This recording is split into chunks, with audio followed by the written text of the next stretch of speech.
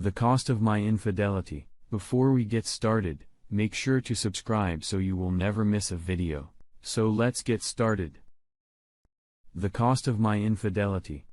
At the suggestion of my therapist, I've decided to write out and share what has transpired in my life over the last year. To get this to make any coherent sense, took lots of edits and couple of rewrites. I used to be a fairly talented writer, but I fell out of practice years ago. This forum was recommended to me by a friend as a method of confession, penance, and a warning to share with others. And it's something truly horrible for which the consequences will be uneven, the worst thing I could have ever imagined. I am sharing this with the full knowledge.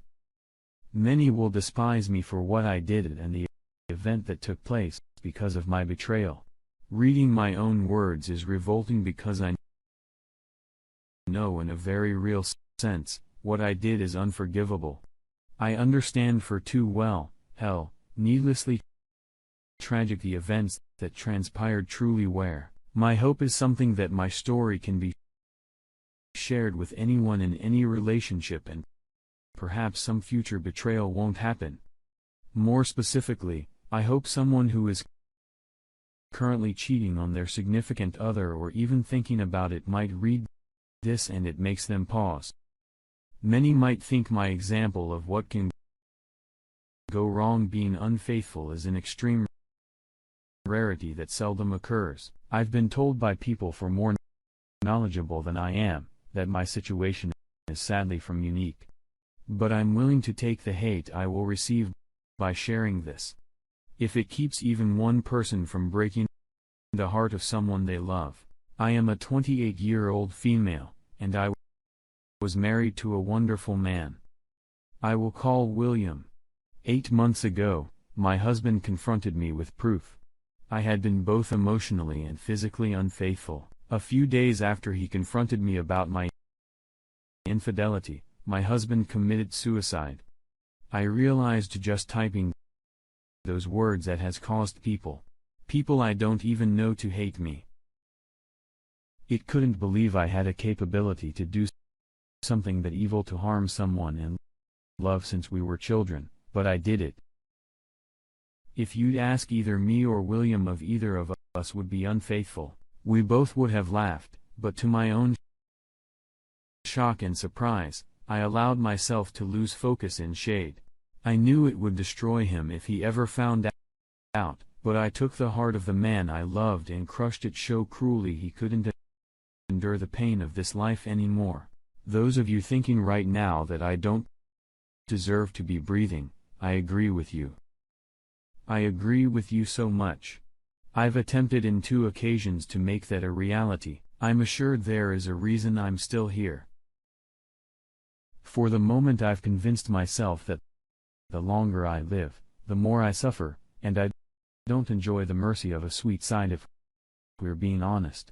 William and I grew up together. I can remember my very early youth, and at no time in my memory did not know William. We were in the same Sunday school classes, public school classes, and our families had been friends long before he and I ever came along.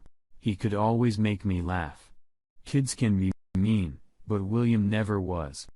I realized I thought he was cute in 6th grade. It wasn't an official crush until high school.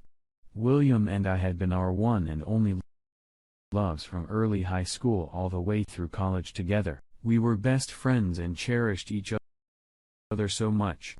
After graduation, we took a year to get good, stable jobs near our families, and decided to get married. We took vacations together. We made love at any moment we got the chance. We were ravenous for each other. The only time sex was off the table was during the time of the month. But it would make love for hours, beautiful moments of passion, and I threw it all away for something tawdry, cheap, and ruthless. We were planning to have children. We knew their names. We were both virgins. He was my first everything, and I was his first everything. Part of me wishes I can say I had a trunk in one night's hand, tried to keep it up from my husband, but he found out. No. I got emotionally and physically involved with a man who was inferior to my husband in every way, shape, and form. It didn't even consider it a possibility that a friendship with another man could lead to an attachment forming. My husband and I had a strong marriage, as foolish as it sounds to say now. We really did. My husband was the epitome of strength. I was the one who was weak, though before this, I considered myself a strong woman. It's just that no one ever told me that while our relationship was so very strong, no relationship is bulletproof. Here is not a day that goes by that I don't wish someone had walked up and shot me the minute before anything I did became secretive. It is an indisputable fact, the world would be a far better place with my husband here and alive instead of me. There is no rationalizing away truth like that. I had so many chances to stop it before anything happened, and I had absolutely no reason to allow anything to happen. After a brief and heated conversation, he walked out and I never spoke to him again. I tried to contact him in any way and every way I could think of. My God, I tried to reach out so many times just to let him know that I am truly sorry. Just to know I hate what I did. My text to him never showed anything but unread status to me, so I doubt he read any emails or heard any voicemails either, but everyone said I needed to give him space and time to think. 2 days after William confronted me at 3:70 a.m., there was a loud knock on the front door. I turned on the lights. I thought first it might be someone in a drunken stripper wanting to curse me or worse. Then there was another loud knock and I threw on a hoodie before heading to the door. When I opened the door to see 2 policemen, I knew they could have been there for many things, but I know in an instant why they were there. Their words telling me that my husband's body had been found due to an apparent suicide destroyed me. I dropped to my knees and wailed shriek of agony. I tore my skin in here as the police tried to calm me down. By the time the EMTs got there, I was sitting on his steps racking back and forth, repeating that out so sorry. Yeah. There was no way I was making it to funeral even if William's family had allowed any of my family to attend. I was kept sedated for days. The first thing I wanted to do when it got out was visit William's grave, but nobody knew where his experience had him buried. They had every right, but look, cut deeply. And I tried to cut deeply that night when I tried to make my life for the first time. I've now been hospitalized not wise for attempted suicide. It asked me for pity. In fact, I don't want it. Nothing can take this heartache away, and nothing can even numb it. Part of me wishes I had someone forcing to see me just for a mere moment to tell him how sorry I am and that I knew our marriage was over, but I didn't get that. No. I didn't deserve it. And I have to face a fact that what I did was in fact so vile and making my husband, Simu might, how forced him to take his life even sooner? Many people have said to me, my actions were that what lead him to take his life. I don't think there is any doubt until that horrible day had been so unbelievably happy. We both had been. He left no suicide note to verify Ella's cause of death, but we had been so happy. We loved spending nearly every moment together. To go from that kind of bliss to that kind of grief instead a short span of time ended him. I ended him. My words, actions, and thoughts betrayed us both. Regret doesn't kill you. If it did, I would have died before my husband ever confronted me. When COVID hit, William and I quarantined together. I was fortunate enough to teach for an exclusive private school. The benefactors assure us, Our salary was paid as long as the need for isolation persisted. William worked from home and made a lot of progress in a project he was placed in charge of. The entire world was worried and afraid. But we had each other.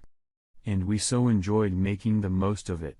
Watching movies in bed, feeding each other food, playing like two little kids. I'm truly completely sorry to those that lost a loved one due to that horrible disease. What the world went through was a literal plague of inhumanity that caused so much needless death. But my husband and I got closer into those figs than we ever had before, and our one had been strong. We joked about how so many people were hating having to spend time with family or, God forbid, their wife or husband. We simply couldn't get enough of each other. After the first month, we had to agree to limit sex once a day for about a week. Our only argument in higher quarantine is about having to laundry just to put clean sheets on the bed yet again. And I cheated on that man, which drove him to exit this life due to my evil actions. A man I had such a close one with. I was an idiot in so many ways, but for me, to think, because of the bond, no temptation was enough to get me astray with idiocy. I hate myself in so many ways for so many reasons, but knowing I had it all is the most difficult pill of the swallow. My affair was typical of most in many ways. Same aspects of the relationship and betrayal were slightly less vile, somewhere colder and even more evil. The man I had an affair with, I will call Paul. I first encountered him in a group Zoom meeting during the pandemic. I found him brash and smug with no valid reason to act that way. He was the school's lacrosse coach, and I remember in those Zoom meetings being led that as an English teacher, I would have to interact with him very little. The first time we met face to face, we shook hands and had some small talk. There was zero attraction, at least from me toward him. But I didn't sense any lustful attention emanating from him toward me. During that introduction, I learned he was engaged, and I told him I was happily married to a man I adored. No sexual tension, nothing even hinting that would ever be a possibility. The school began allowing half the staff in all areas and have new students to attend the school for a week, while other half used Zoom.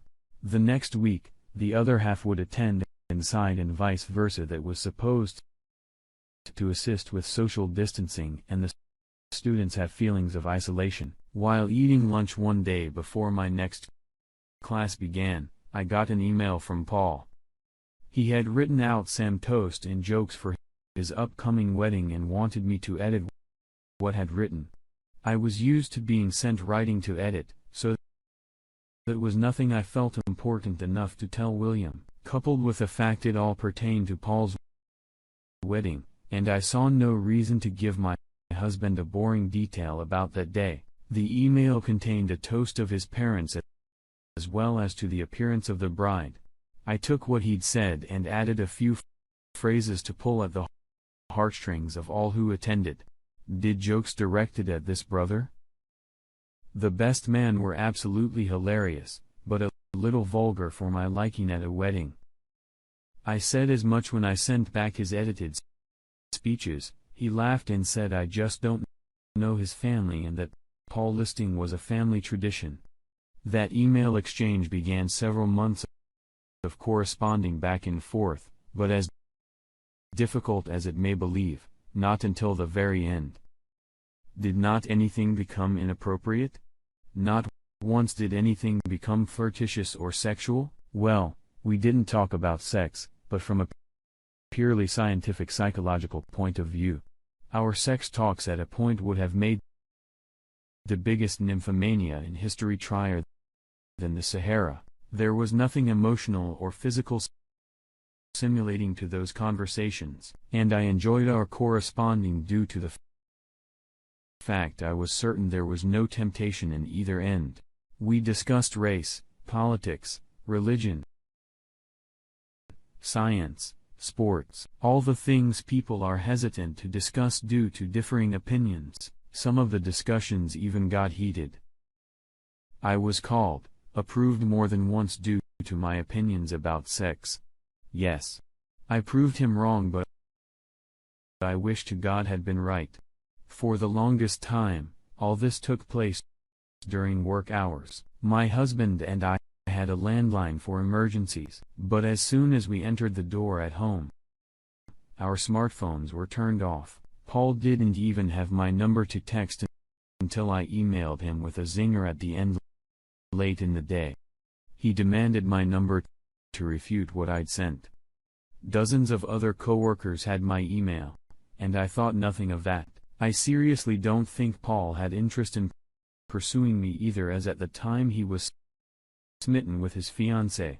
But about a month before their big day, Paul found out his girlfriend had been carrying an affair with her high school boyfriend for over a year. He was in shock and deeply hurt by the whole situation. I unwittingly became his person to vent to. I don't aware in our strength conversation that things crossed the line, but I began to feel truly sorry for Paul. I truly despise his fiancée for what she done, and I saw nothing wrong with that. But after a particularly rough night for him, he became a school looking frazzled, and I could tell him he'd been crying. I gave him a hug and talked to him a bit. He asked if I could stay after school to talk. Since I had a couple hours afterward each day before William got home, I agreed, and hence that I realized now that drew me into my conversations with Paul was different opinion. William and I had discussed most any topic two people could discuss. I knew before his reply what William would say when I asked him a question that vast majority of the time. I guess I wanted a surprise when I talked of verbal conflict. It was stupid, pathetic, and weak, but that is what led to the affair. Thanks with William great deal, and we spent every available moment together. I had mentioned a coworker named Paul in passing to William, but as there was truly nothing going on, I didn't expound upon anything, and he saw no reason to cry. When Paul started seeing a new woman, I felt no jealousy and honesty, only happiness for him. But William had to go out of town to a construction site in Tulsa for 3 weeks. While he was away with FaceTime every day and missed him morning, noon, night. But with certain spare time, I found myself also texting with Paul just to pass the time instead of an occasional hour or two after school. Paul and I often had time to grab a bite and to eat and drink or two before heading to our separate homes. Oddly enough, the thing that led us to become physical was me being a klutz, and the school nurse not working that week. I sprained my ankle one day walking up some steps to get lunch. Since the nurse was not inside, I went upon assuming he's a coach head numb and spray or an ace bandage. He was working on my ankle when I happened to notice he had an apparent erection. I was a bit taken aback. He was getting a roast in some way. Until I realized from his position, he could see slightly up my skirt. I have to admit for a moment, I found the fact I was turning him on was simulating in some way. I adjusted myself to see if a slightly better view would get him more worked on. He called me out on it. I laughed and told him he could work out his frustrations with his new girlfriend. Suddenly, he kissed me, and I pushed him away. He kissed me again, and I didn't. We made out for a few minutes before I realized what I was doing. I hurriedly got out of his classroom and made it down to the halls to my classroom. I said in disbelief of what just had occurred. I didn't plan for it to happen, and I was certain Paul didn't either. I didn't know if I should call William and tell him that moment or wait until he got home that night. But when I talked to Paul after classes, he apologized, urged me to never bring any conflict into my marriage and remain just friends. I didn't want to give William more stress about as he was out of town and focused on his job assignment. After talking with William that night about how things were going in Tulsa, I decided to wait and tell him when he got home. His company was having some issues with the client, having demand power to keep their project runningly smooth. There were things William could not get done due to the delays, which meant he had to spend 2 extra weeks in Tulsa. Paul was there for me to discuss what had happened between us. I couldn't tell any of my women friends. I couldn't rely on any family members as they all rightfully loved William to pieces. I guess random strangers and a site like this would have been the best option had I known about it. But a person I was venting to was the very last person I should have been discussing with. On Friday after work, Paul and I went to a new restaurant near the school for dinner. We sat at the bar and had a few drinks as I explained how unsettled I felt knowing I had to tell my husband what had happened. He asked me how I thought William would take the news, and I told him he might want to call in sick the day after I told Williams in case. He asked if I seriously thought William would beat his ass, and I told him no, but I knew it would mean the end of Paul and conversing in mess, and rightfully so. Buck confessed he didn't think he would have made it through his breakup if it hadn't been for me. I assured him I was glad to be of assistance and didn't regret helping him. When the realization of our friendship sunk in, I think we are both a little depressed. I drunk too much. He drunk too much. And ended up back at Paul's apartment doing a lot more than kissing. As soon as it was over, my conscience kicked in. Yes. It should have kicked in long before, but I knew beyond all shadows of any doubt. My marriage was over and done with. William and I both said society has allowed far too many second chances for people that didn't deserve them. Yes. Humans do make mistakes. While we both believed anyone had cheated did deserve a second chance, it could ever be with the one they betrayed. Life might give them the opportunity to love someone else again, but any opportunities with a cheated spouse was totally undeserved and detrimental to both parties. Things got very complicated when William arrived from home from Tulsa. I happened to be having my period, so I know there would be no intimacy between us, and thankfully, not in a million years, would I have subjected my husband to any disease. Regardless of how much I wanted to make love with William one last time, I couldn't allow that to happen. I wrote out a long letter to William confessing what I'd done and want to give it to him after a face-to-face confession. To this day, I don't know what happened for William to discover what was going on. For all I know, we had been monitoring my online conversation with Paul from day one. I never got to ask him how he discovered my betrayal and the realization had learned what I had done before. I had a chance to tell him custody to fall my knees and swear I planned to tell him. Volumes didn't believe that, and I wouldn't have either. He had a stack of the text between Paul and I printed out, though I didn't deny any of what he accused me of, but honesty came for too late.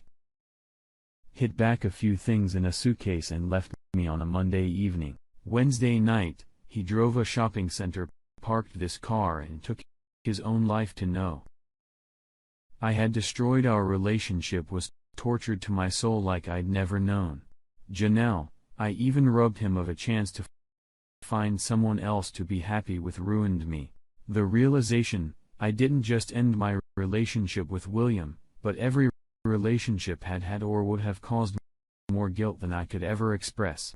I could go into all the things that have happened since William passed away, but a lot of it would be details for too many wouldn't truly care about. Suffice it to say, his family hates me and my family. My family was disgusted by my action and continues to be to this day.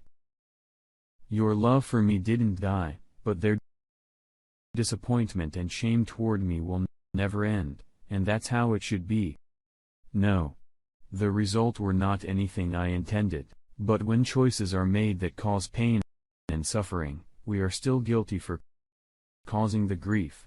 I see a therapy is twice a week, to try and work through things.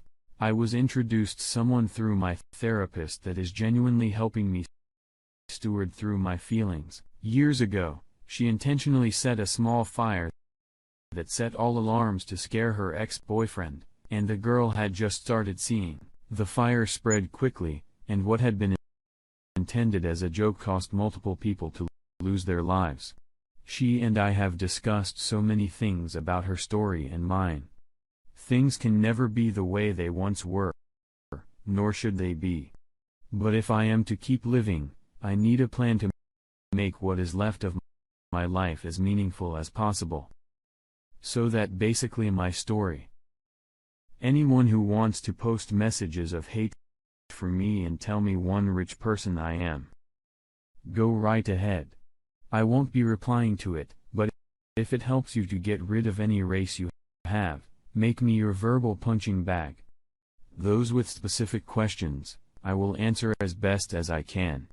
No matter how much some things may hurt, discuss or admit. For those that read these, what been cheated on, yes, many of you may have been intentionally betrayed, but those who had a significant other who was just as perplexed why they cheated as you were. Listen to my story. It doesn't make one damn thing I did right. Just the opposite, but it helps you to understand that you did little to nothing to cause the infidelity, so be it. Those unrepentant cheaters, I hope you do read my cautionary tale and know that you have the ability to destroy. You won't just be destroying someone else. You will be destroying your relationship with many people and a huge part of yourself. I realize I have no room to preach to, or judge anyone except myself. I just don't want anyone to find their volume and lose them. I don't want anyone to sink to the depths I did or cause the pain and sorrow I did.